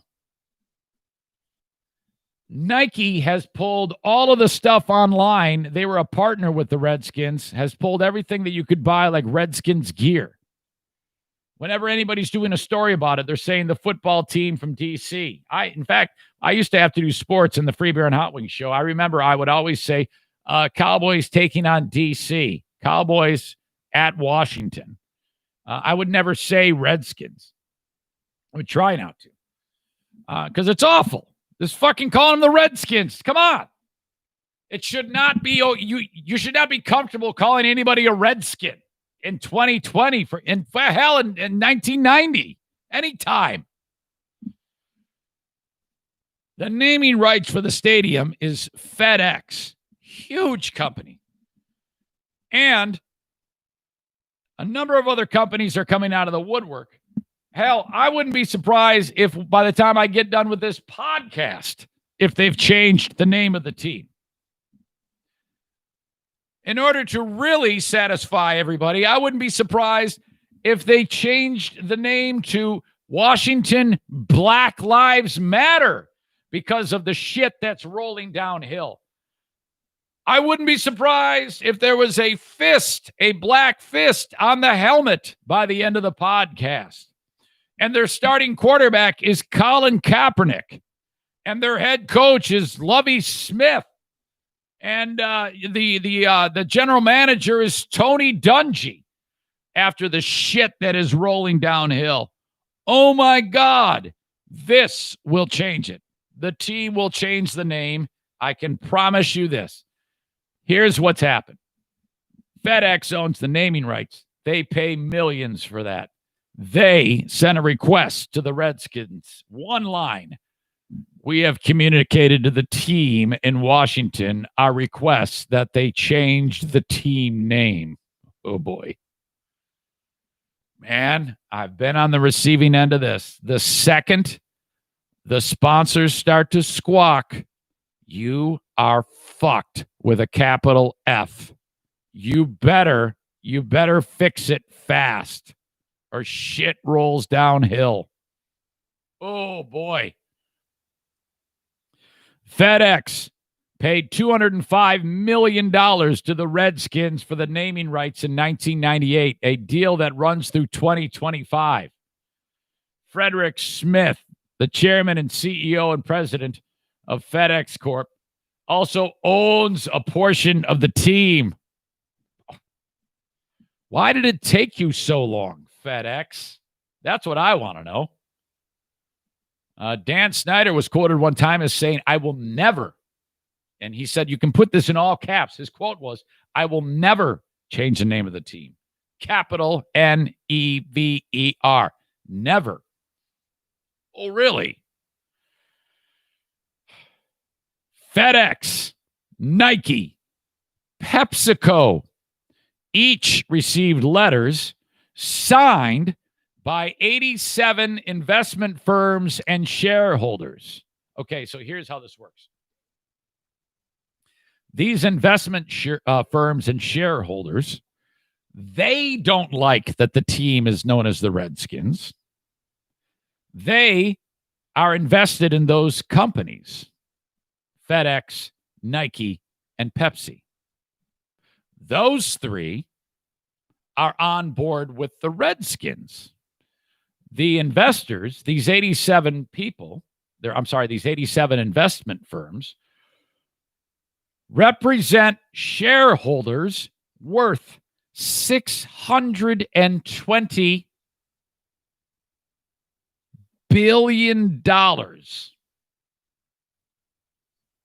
Oh my God. So those 87 investors and shareholder companies reach out to those three and say, hey, we got a problem with the name. This is how the shit rolls downhill. The money, shareholders, three companies, Redskins. Thunk, thunk, thunk, thunk. Dan Snyder's like, uh-oh, fuck. This is exactly the doomsday scenario I wanted to avoid. Quick, go with the emergency helmet Black Fist logo immediately. Schedule the presser for the Colin Kaepernick signing. Take down the Redskin flag outside of the stadium. Change everything. We have code red. Oh, wait a minute. Code black in effect now. Holy shit. Nike did not immediately respond to an email message seeking comment. We don't need a comment because they already took down all the fucking Redskin gear from Nike.com. This is an incredible story of what happens when the money man starts to speak. Oh my God. I'm telling you, this is going to happen quickly because of all of these moving parts and how much green, how much cheddar is involved here. If you ever want to make the meter move, if I ever freak out and go all racist on you people, okay, put the protocol in place now. Shit, Zane's saying the N-word on the podcast. He's losing his mind. Quickly, everybody cancel Patreon and call the sponsors. Zane's flipping out. Fuck. That'll do it. Incredible. My God. All right, folks. We, as of, let's see.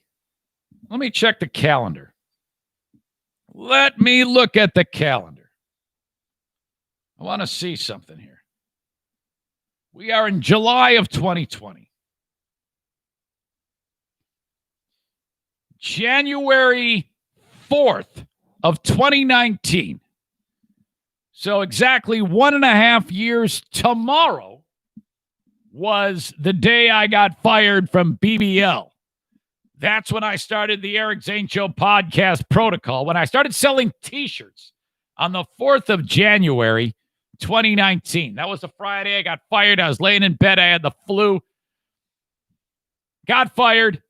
went to my Facebook page, which I built from the ground up, and I was locked out of my own Facebook page because redheaded B-Lips had demanded I give her my password. She shut me down on my own site. Called up Bruce Law. I go, Bruce, there's no way you're getting my Facebook page. That's got to change immediately. It took like 2 hours before that kook finally got her, took herself off as an admin. And then I got my Facebook page. That was the start of this. And then the first podcast, I went live on the 5th. Okay, no, the 6th of January. It was a Sunday night in this room. The anniversary of that is Monday. Can you believe that? That will officially be 1.5 years to the date of podcasting from this room. And look around. I love these milestones. This is the most exciting thing in the world to me. And here's why. The fact that I was in this little room you could see the studs and chunks of insulation were coming out of the walls. I just had a realization that I have not turned that fan on right there. And if I've been swearing that my neighbors heard me, damn it. Oh, well, fuck it. Anyway, in this room, doing my thing. I was scared to death, but happy. I had enough sense to make that Patreon go live, and I was sitting here for an hour and a half. I didn't know what the fuck I was doing. The video was crapping out. It was all stupid. I had hardly any equipment to get it done, but we did it. We got it done. And so many people watched that podcast that it debuted in the iTunes Top 100. Like that first podcast, I think it debuted at like 39. So I'm up there with all the big hitters with this huge influx of people. It was incredible. And then I look at my email and all these people on Patreon subscribing, and I'm like, oh my God, I can do this. And then I didn't even know it, but the Zaniac Wrecking Crew had been born. And like 2 days later, I got people in here measuring the room for flooring and paint. And oh my God, what a thing. And then I'm like, well, shit, if I can take that money from Patreon and I can live off that while I sell some sponsorships, and no doubt the Patreon's going to dwindle over time, but that's all right. I'll sell the shit out of it, and I can do it, treat it like a radio show. Holy fuck, we're in business. Let's do it. Had my LLC built, and that was it. The first person to reach out on a sponsorship was Don Veltman, Big Dick Donnie. He banged his big fat dick right across my face. He said, I want you to sponsor the comedy club. We're going to do shows. Boy, I wonder what Big Dick Donnie's doing these days. I haven't talked to him in forever. Do I dare on a whim call him on the podcast? He's probably not going to pick it up. But what the hell? I'm in a hell of a mood right now. I'm in a great mood. Despite all the crazy shit that's been going on in the world, I'm in an excellent mood. If this works, it'll be a miracle. As I bring Don in, as I prop my cell phone up against the microphone. Pick it up, Donnie. Come on, Donnie.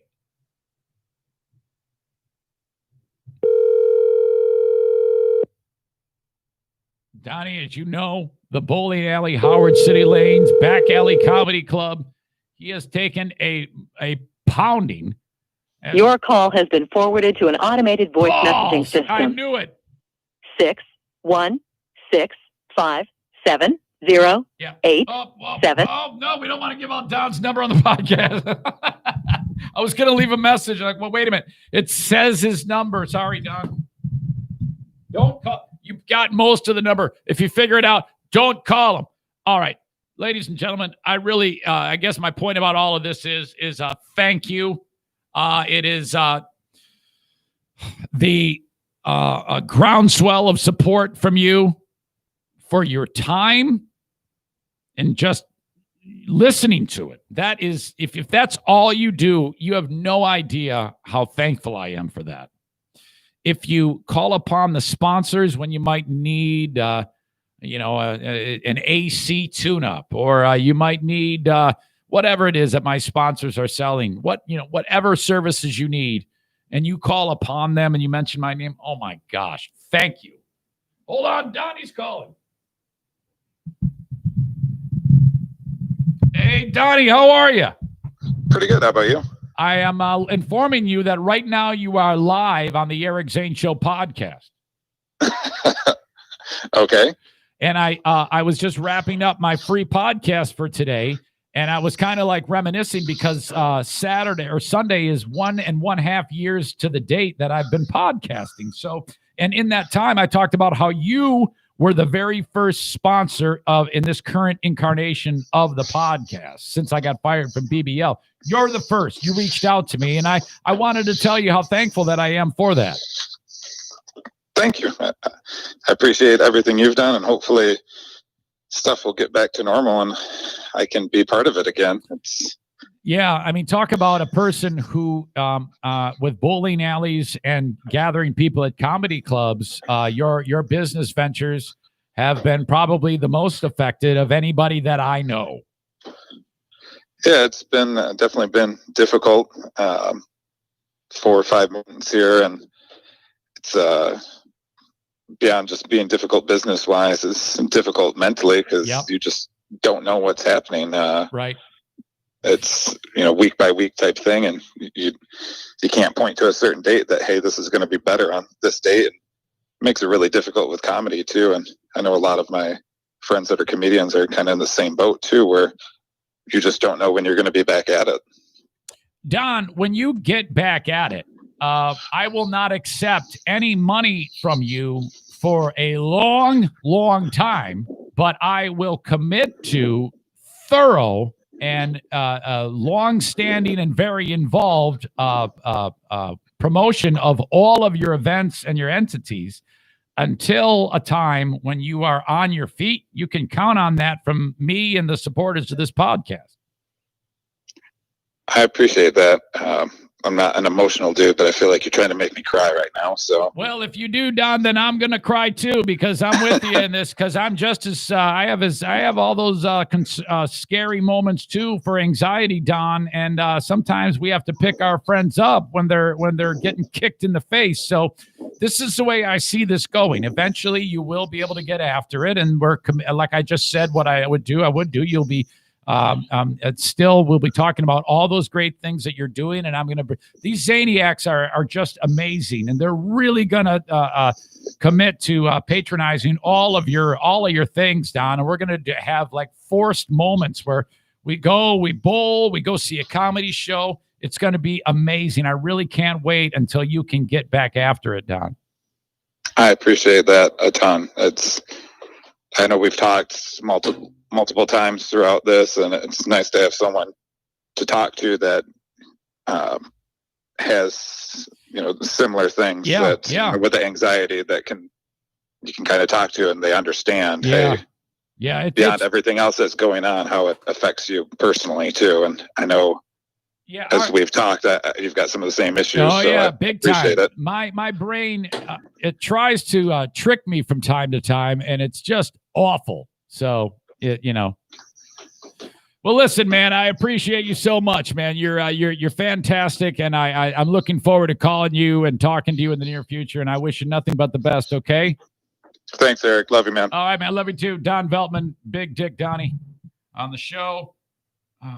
Either somebody is outside of the window of the Metalworks Body Shop studio, or a bird was flying into the window.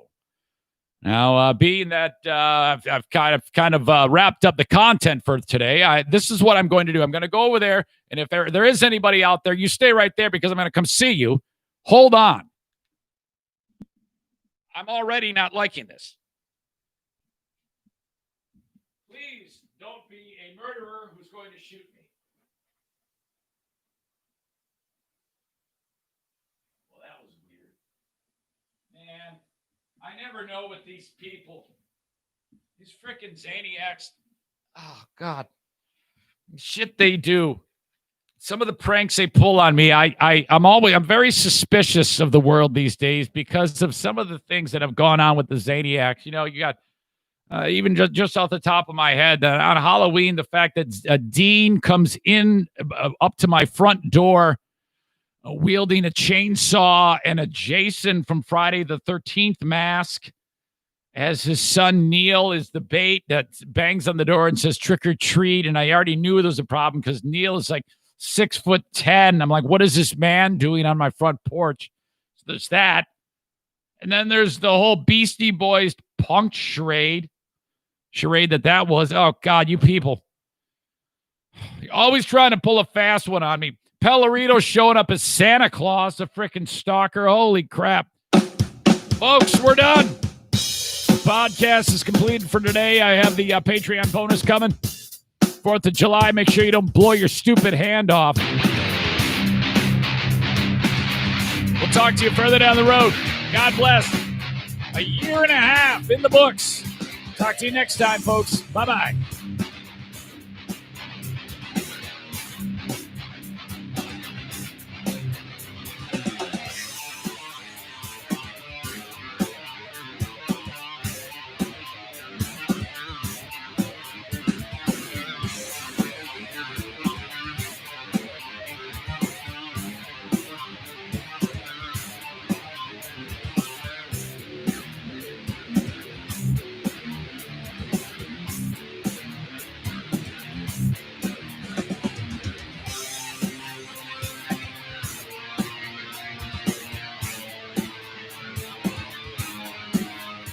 All right, now I'm back. A lot of you probably just saw that, and you saw me get startled. So, Pellerito, can you get the moment where Diana walked into here and scared the shit out of me? If you remember, I heard something on the window. Somebody was throwing something at the window, or so I thought, and I got up and I looked, and well, there was no one there. I was finishing up my conversation with Don.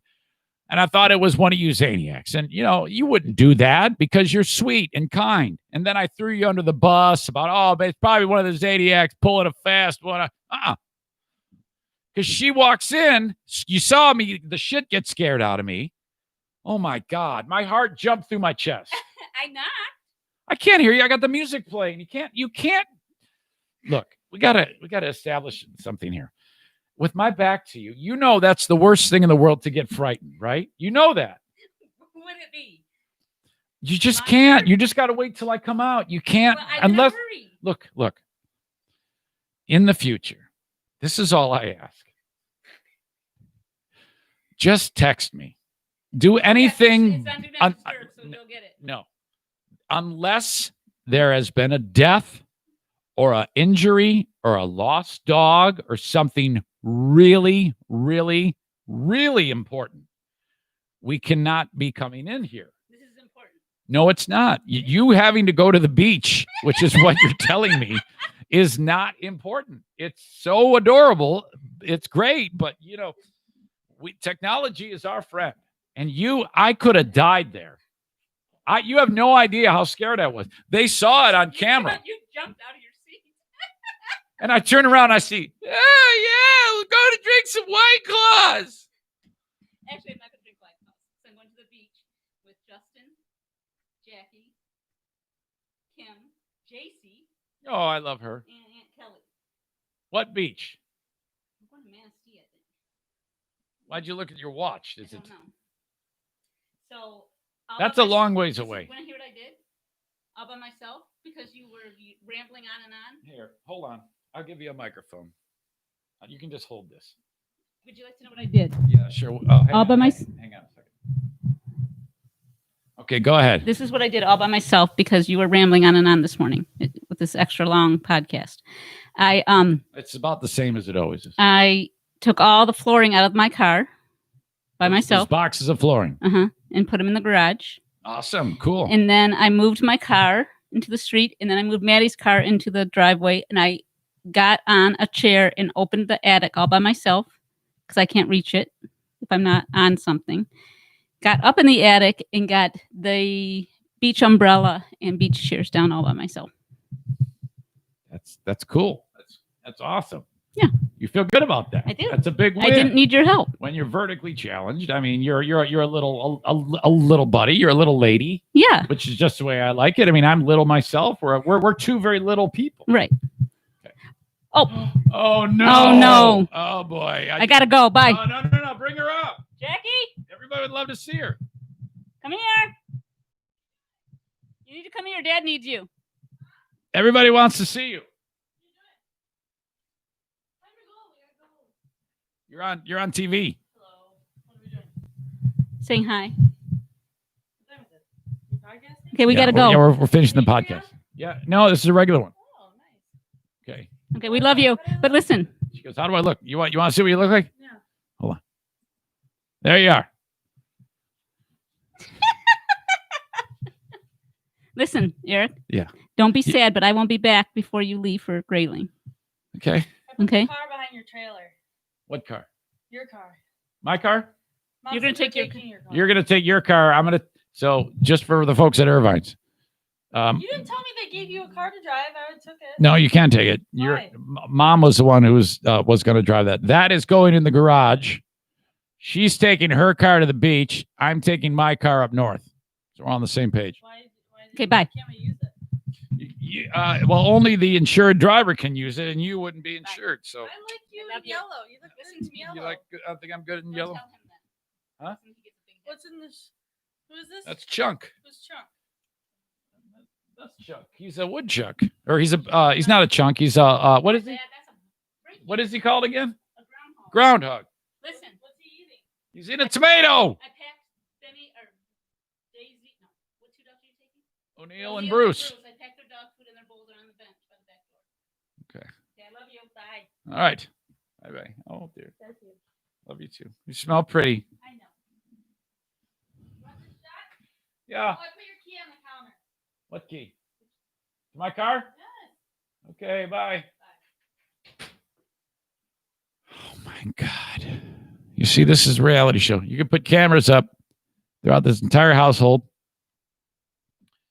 And you could have a reality show. Holy shit. Did you see how frightened I was when she walked in? Oh my God. That was bad. All right. That officially is going to do it. The Eric Zane Show podcast is done. Happy 4th. Bye-bye.